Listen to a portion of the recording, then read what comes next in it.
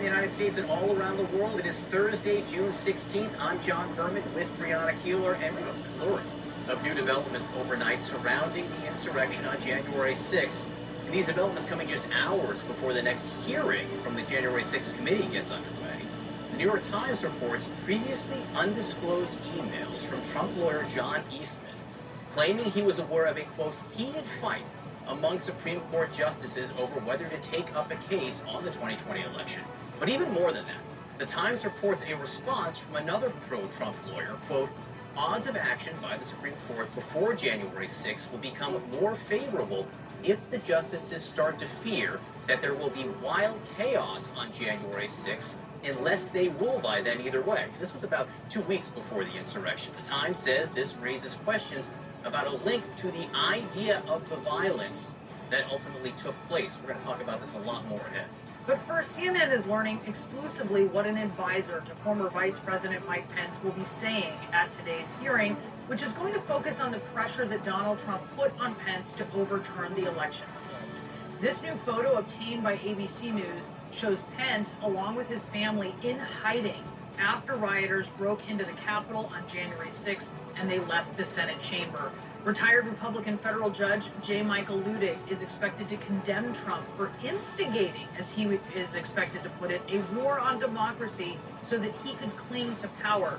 Judge Ludig is expected to say, had the vice president of the United States obeyed the president of the United States, America would immediately have been plunged into what would have been tantamount to a revolution within a paralyzing constitutional crisis. Joining us now is Democratic Congressman Jamie Raskin of Maryland. He is a member of the Select Committee investigating January 6th. Congressman Raskin, thanks so much for being with us. I want to focus on some of these new revelations from the New York Times, starting with this email they report on between a pro-Trump lawyer, Kenneth Chesebro, and John Eastman, who of course was working for Donald Trump, and you have focused on quite a bit. Chesebro writes, again, odds of action by the Supreme Court before January 6th will become more favorable if the justices start to fear that there will be wild chaos on January 6th.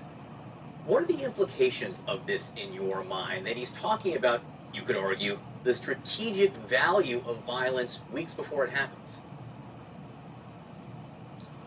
Well, I've always believed that the street violence by hooligans and fascist and domestic violent extremist groups was a form of coercive leverage over the vice president. I had not, in all of my work on this, going back to the impeachment trial, understood that some people were actually thinking of it as a tactical maneuver to force the Supreme Court into action. And of course, that email doesn't prove that this is the case, but it does suggest that there were at least some people maneuvering in right-wing legal circles to try to push the Supreme Court into action. And talking about the violence, the possibility of violence weeks before it happens, again, have you seen any other evidence of that? Well, new evidence is breaking every single day now. Suddenly a lot of people want to tell the truth and try to distance themselves from this outrageous plan to subvert and overthrow the 2020 presidential election. And I do think that there are more particles of evidence that are emerging about just that. But today what we're going to see is Judge Michael Ludig, who of course is a major hero to the Federalist Society and the right wing. He's kind of like at the level of Justice Scalia or Robert Bork to them. But we're hoping that he helps us put the lie to the idea that there was any kind of ambiguity about the role of the vice president, just like there was the big lie and the big ripoff.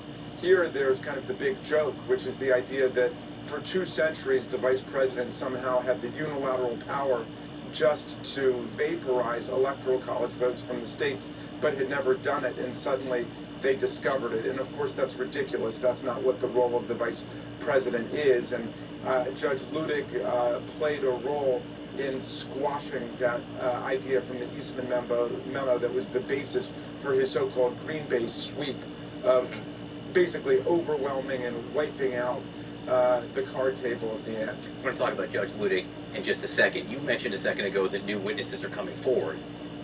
Who? Well, new evidence is coming forward. There are things that are being revealed on an almost daily basis now. So we're having to integrate everything into our presentation of the evidence. And, Can you give me an example of that? You know, yeah.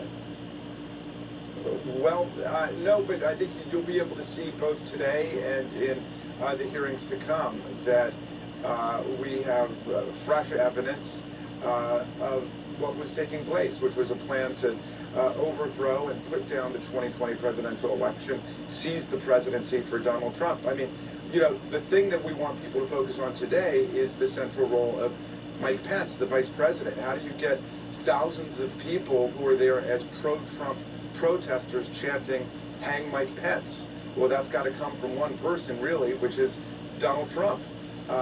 You know, how do you turn an entire pro-Trump Pence mob against Mike Pence? And we're going to see exactly how that happened and why it happened and what was the role that they wanted Mike Pence to play versus what his proper constitutional role really was. And again, we do understand that John Eastman, this lawyer, and some of the things he has written will be part of this discussion today. Again, focusing on some of the new reporting overnight, the Times reports that Eastman was saying what he believed to be happening within the Supreme Court. He was telling people he knew what was happening in the Supreme Court with regards to one possible case. What are the implications of that? Well, I mean, the first thing to understand, of course, is that we are only putting things out there that we understand to be evidence. And so if there's evidence that he said that, we will report that he said that. That doesn't necessarily mean it's true. He could have been lying about what he knew on the inside. On the other hand, perhaps he had some back channel connection to the Supreme Court, and we want to ferret that out if that's true, to determine whether, you know, the same people who were establishing a back channel to the Proud Boys, the Oath Keepers, the 3%ers, and the domestic violent extremist movement also had a back channel somehow to the Supreme Court of the United States of America. I'm sorry, who was in Trump world establishing a back channel to the Proud Boys and Oath Keepers?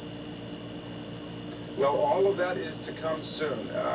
This is actually the hearing that I'm working on is about the relationship between this whole effort and the domestic violent extremist groups and how the mob was actually mobilized and put into action. And it will be by people who either worked for the campaign or tangentially with the campaign or with the White House? All in due course. The information will be, will come clear.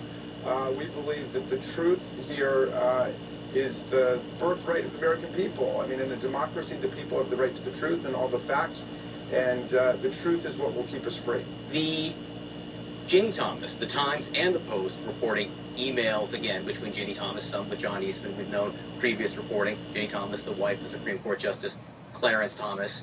At this point, can you explain to the American people why you haven't issued a subpoena to talk to her?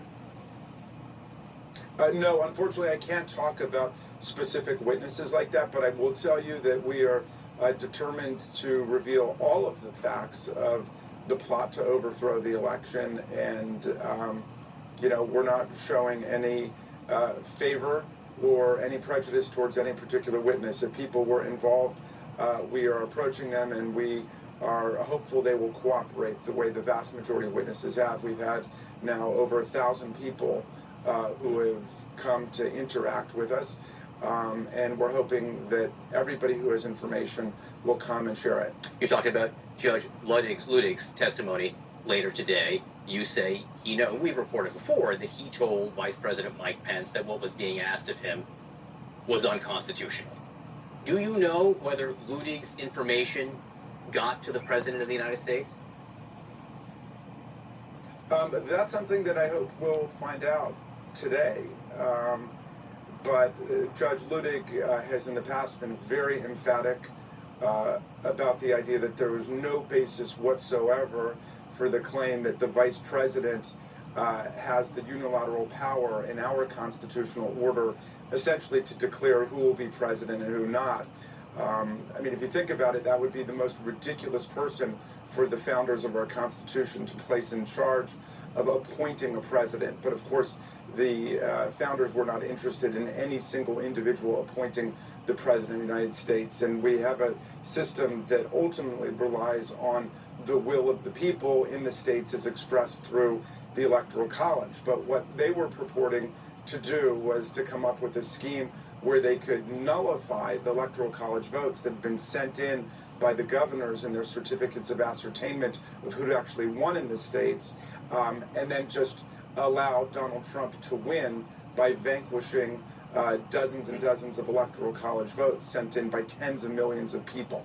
Congressman Raskin, the committee released video of this tour that Congressman Loudermilk gave inside the Capitol grounds the day before January 6th. And in this video, you can see people taking pictures of different things along there.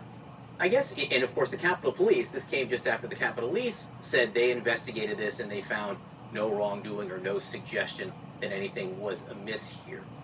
I'm curious, what conclusions have you drawn from this video? And what questions do you still have about this? Well, we haven't drawn any conclusions yet. We are, of course, still in the investigative process, and this is one of thousands of particles of evidence that we're examining to try to get a complete picture of what had happened. There was a video that we released yesterday of one of the individuals who was on that tour on January 5 with Congressman Loudermilk, participating on January 6th in the MAGA March, bantering back and forth with another marcher who showed off his American flag that had been sharpened into a weapon which he promised to use on someone special.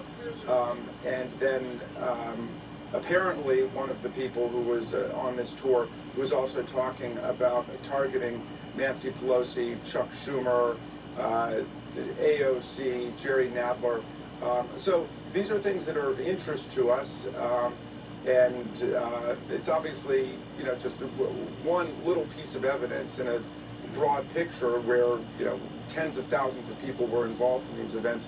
But it's certainly something that has caught the interest of some of the members. And do you think the Capitol Police released their statement before they should, perhaps? Well, I think the committee simply has a lot more information than the Capitol Police would have. I mean, we're investigating the entire thing. So that might be a matter of interest to people.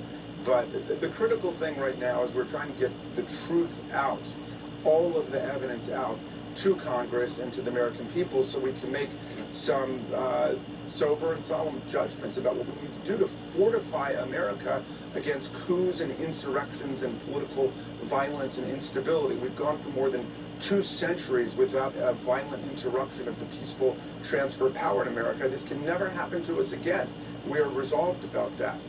The counting of the Electoral College votes is something that must be maintained as secure and safe and sound and not subject to all kinds of manipulation, coercion, and violent attack. Congressman Jamie Raskin, a preview of coming events today, and I think in the hearings beyond today. Thank you so much for this discussion. Thanks for having me.